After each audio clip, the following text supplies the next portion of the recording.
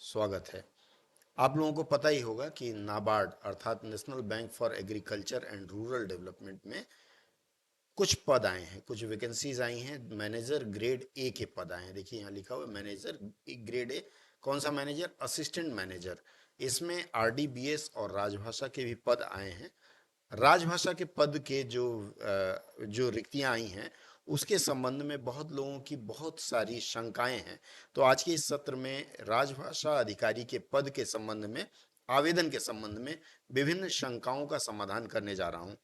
देखिए, सबसे पहले तो आप जान लें कि इसके लिए आवश्यक दिनांक या तिथियां क्या क्या हैं। सब 27 जुलाई आज से इसके फॉर्म भरे जा रहे हैं और यह फॉर्म भरा जाएगा 15 अगस्त तक। अगर आप फॉर्म भरना चाहते हैं तो 15 अगस्त तक यह फॉर्म भर लीजिए। यह फॉर्म आपको ऑनलाइन भरना है। ऑनलाइन भरने के लिए आपको नाबार्ड का वेबसाइट है www.nabard.org, यहाँ देखिए नीचे लिखा हुआ है। आपको इस वेबसाइट पर जाकर के यह फॉर्म भरना है और कहीं नहीं भरेंगे। और इसके अलावा अगर आपको कोई शंका है, ग्रीवेंस मैकेनिज्म भी इन्होंने दे रखा है। ये देखिए लिखा हुआ है cgrs.ibps.in। इसकी परीक्षा चूंकि आईबीपीएस लेगी इसलिए यहां लिया जाएगा। इसकी परीक्षा फेज 1 प्रिलिमिनरी एग्जामिनेशन 1 सितंबर 2024 को है और डेट कभी भी बदल सकती है। ये तो उनका सर्वाधिकार होता है कि डेट कभी बदल सके। वैकेंसी जो आई हैं, number of vacancies and reservation. अगर नंबर ऑफ वैकेंसीज की बात करें तो देखिए जनरल में पहले मैं बता दूं कि जनरल में 23 वैकेंसी है अनरिजर्व की। एससी की 7 है, एसटी की 3 है, ओबीसी की 12 हैं और ईडब्ल्यूएस के 5 हैं। कुल 50 वैकेंसीज हैं और जो लोग सिर्फ ग्रेजुएट हैं इसके लिए आवेदन कर सकते हैं। इसके अलावा सिविल इंजीनियरिंग का अनरिजर्व का 1 है और एस ओबीसी के लिए 2 है, कुल 3 है। बाकी भी हैं। ह्यूमन रिसोर्सेज का 1 है और बाकी 1 है वह है एससी के लिए है। असिस्टेंट मैनेजर राजभाषा का जो पद है वह 1 है जनरल के लिए और 1 है एससी कैंडिडेट के लिए। कुल 2 हैं और एक यहाँ देखिए स्टार मार्क करके रखा है। इसका मतलब यह जो एक पद है वह संभवतया पीडब्ल्यूबीडी के लिए है। अगर पीडब्ल्यूबीडी मतलब विकलांग व्यक्ति हैं तो उनके लिए यह आरक्षित है।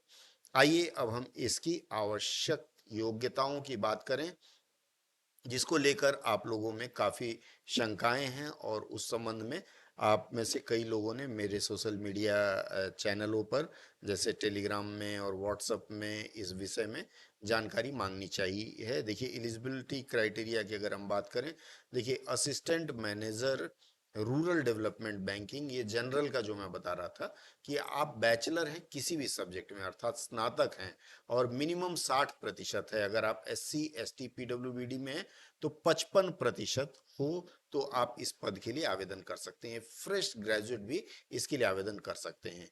इसके अलावा पोस्ट ग्रेजुएट डिग्री एमबीए है, पीजीडीएम है, 55% मार्क्स हैं तो भी चल जाएगा, या सीए सीएस, या फिर आप पीएचडी हैं किसी भी संस्थान से।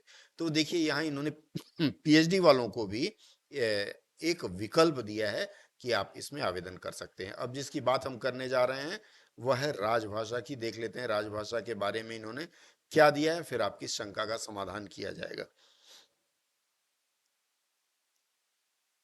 देखिए असिस्टेंट मैनेजर ग्रेड ए राजभाषा की अगर बात करें तो इसमें लिखा है bachelor degree from a recognised university in English और हिंदी मीडियम।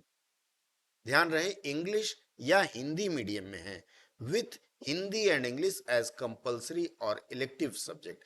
मतलब यह है कि आप इंग्लिश या हिंदी माध्यम से ग्रेजुएट हैं, स्नातक हैं और हिंदी और अंग्रेजी आप एक विषय के रूप में दोनों पढ़ा होना चाहिए और साथ में इन्होंने कहा है 60% अंक पाया हो। एससी और पीडब्ल्यूबीडी हैं तो 55% से काम चल जाएगा। यह सिर्फ प्लेन ग्रेजुएट्स के लिए है। आपके पास और कोई डिग्री ना हो तो भी चलेगा। मतलब कुछ लोगों को शंका है कि मैं एमए नहीं हूं, कर पाऊंगी या कर पाऊंगा, तो ऐसे लोगों के लिए है। उसके साथ ही साथ आपसे post graduate diploma in translation मांगा गया है।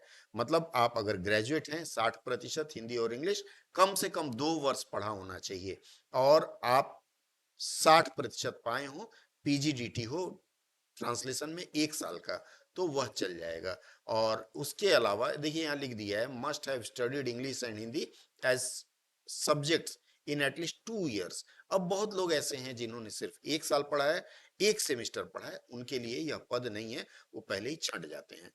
अब अगर ग्रेजुएट नहीं पोस्ट ग्रेजुएट के आधार पर आप जाना चाहें तो वहां भी मांगा गया masters degree in Hindi with A minimum of 60% marks in aggregate. मतलब यहाँ मिनिमम क्राइटेरिया आपको 60% अंक की है, उससे कम अगर है तो आप आउट हैं। ग्रेजुएशन में भी देखिए 60 लिखा है और पोस्ट ग्रेजुएशन में। हाँ, यदि आप पोस्ट ग्रेजुएट हैं हिंदी में तो पीजीडीटी नहीं है तो भी चल जाएगा। यहां देखिए लिखा है candidate must have studied English as main या इलेक्टिव सब्जेक्ट एटलीस्ट 2 years। अगर मान लीजिए आपने एमए हिंदी कर रखा है और ग्रेजुएशन में आपने 2 वर्ष तक अंग्रेजी पढ़ा है तो आप इसके लिए आवेदन कर सकते हैं। दूसरा इसका है, यह नहीं हुआ तो अगली शर्त जो है वह है मास्टर्स डिग्री इन इंग्लिश हो। एमए इंग्लिश बहुत लोगों ने किया है, अच्छी बात है, उसमें भी मिनिमम 60% चाहिए। और फिर आपका ग्रेजुएशन में हिंदी एक विषय होना चाहिए जो कम से कम 2 वर्ष पढ़े हों। और candidate must be able to translate from Hindi to English and vice versa. अनुवाद करने आना चाहिए क्योंकि आप अनुवाद भी करेंगे, वहां आपसे अनुवाद अपेक्षित होगी।